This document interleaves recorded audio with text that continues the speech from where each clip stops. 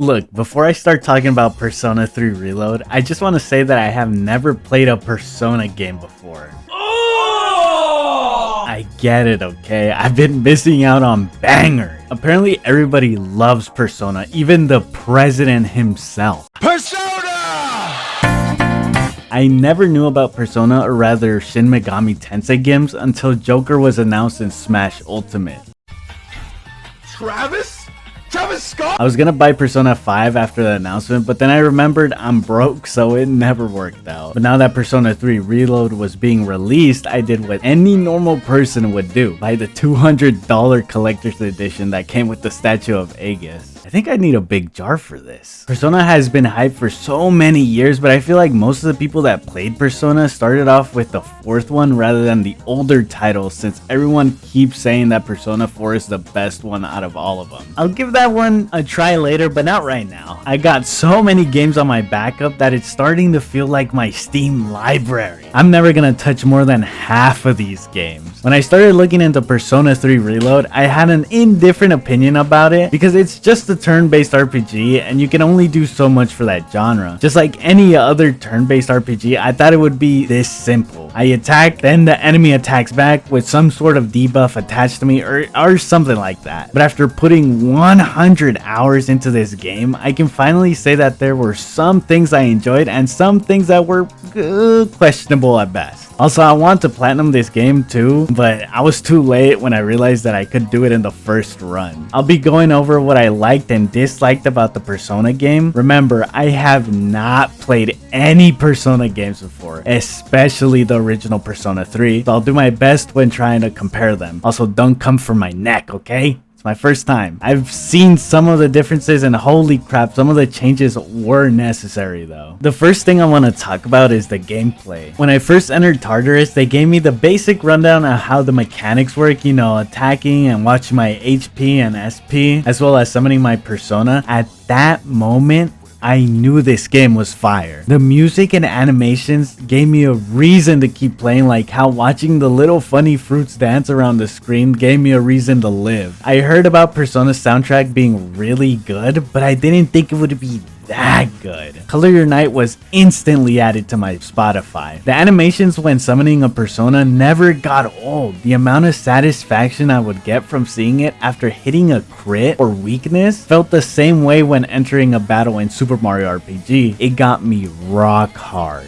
After finishing the first visit of Tartarus, the game stops holding my hand and basically leaves me with my cock out, trying to figure out when's the next time the game is making me go back to the tower. This is one of the things that bothered me at first, but then got somewhat used to it. I'm not a fan of separating their gameplay from their story. Just like another Atlus game, 13 Sentinels Aegis Rim, they separated the gameplay from the story after like the first 2 chapters. 13 Sentinels was one of the few games that had me completely invested into it, but the splitting of gameplay completely broke the immersion I had. I get that Persona probably did it to stand out from regular turn-based RPGs, but I don't see the problem of progressing through the story while grinding levels out like any other RPG would. Characters in the game emphasize how important it is to manage day activities and night level grinding, since there might be a chance of encountering a boss. All of that doesn't matter, since I can 1-tap if not 2-tap Tartarus and reach the end before there's a full moon, giving me the rest of the day to increase my social links or increase my riz.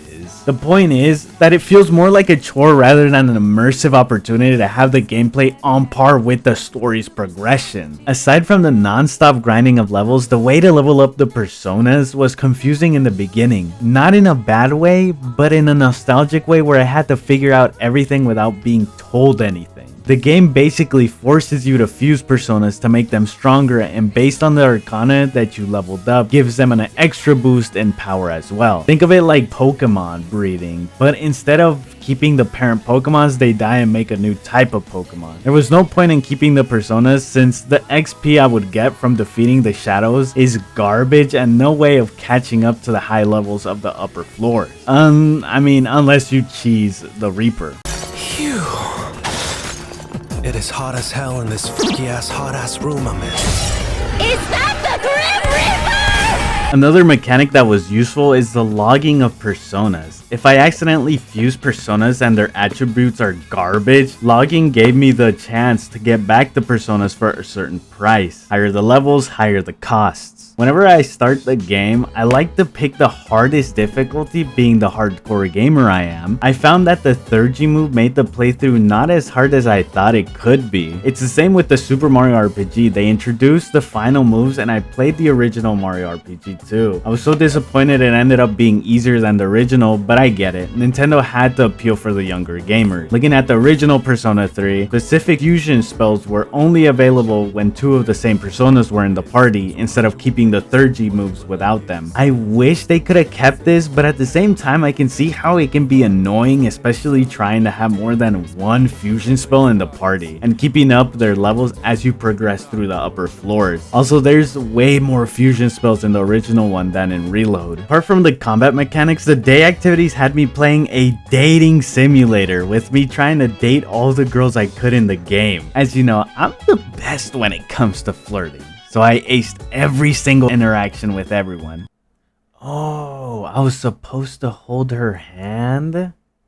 Talking to certain characters creates a social link that lets me gain extra levels when fusing personas, so it's necessary to make bonds with people, even if some of the social links are kind of garbage. Now that I'm slowly moving away from the gameplay aspect of Persona 3, I want to talk about the story itself. Persona 3 Reload's story basically revolves around the theme of death and how you can't avoid it even if you prolong it. I'm not an English major or anything, but the story itself about how everyone in SEES has their own problems, trying to overcome it by any means necessary, is cinema. You get to see all the struggles and trauma each character has, with Yukari wanting to know what happened to her father to avenging him as soon as she realized that he was trying to stop the Dark Hour from happening, or Mitsuru helping her father from all the trouble he has to bear with the creation of the Dark Hour. I think the saddest one yet is Strega, being artificial persona users created by the Kirijo group, knowing that they will eventually die either from their own personas or the drug suppressants that are slowly killing them. As I go through the story, I get to see everyone's purpose to live and all the bonds being created among the SEES members, and surprisingly the Strega group too. The biggest bond being Junpei and Chidori. Please don't get mad at me, but I honestly thought the way they forced the relationship between these two was so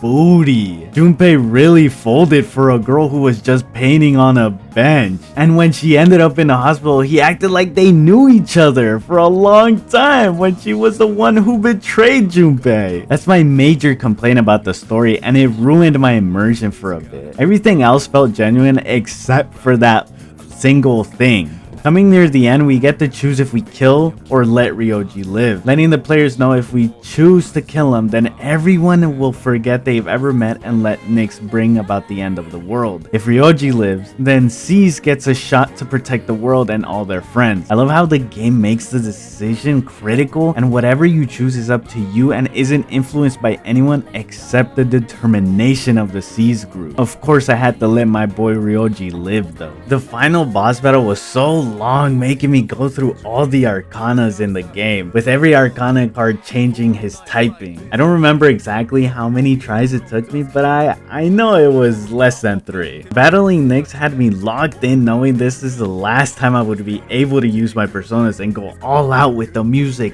blasting in the background, hyping me up. After defeating Nyx, we get this Dragon Ball ass cutscene, like how Goku gathers energy to charge up his spirit bomb. We see all the people we created a social link with cheering us on, hoping we are okay and that we can do anything if we put our minds to it. Finally, at the end, we get to see all the members of SEES enjoy school life without having to worry about shadows, leaving us with a bittersweet end. That's it. The main character dies under Aegis' laugh. It sucks that the main character dies. I wanted him to live. I get that the whole theme is death, but come on, why did they decide to kill him if the death of Aragaki wasn't enough? Overall, Persona 3 Reload was a fun game with an engaging story and a different experience of a turn-based RPG from the rest. Going to give this game an 8.5 out of 10 since there were things that bothered me, like the forcing of bonds and the splitting of the gameplay / story. Persona just got another fan. I'm going to play the rest of the Persona games and the new Metaphor that's coming out soon. Out of everything, I think the art style and music is what made me really like this game.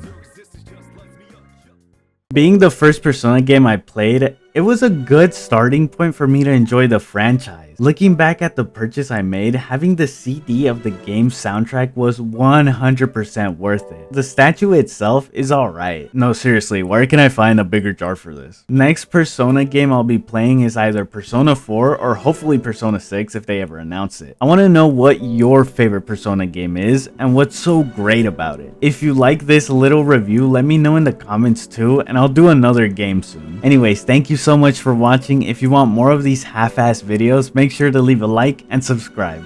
See ya.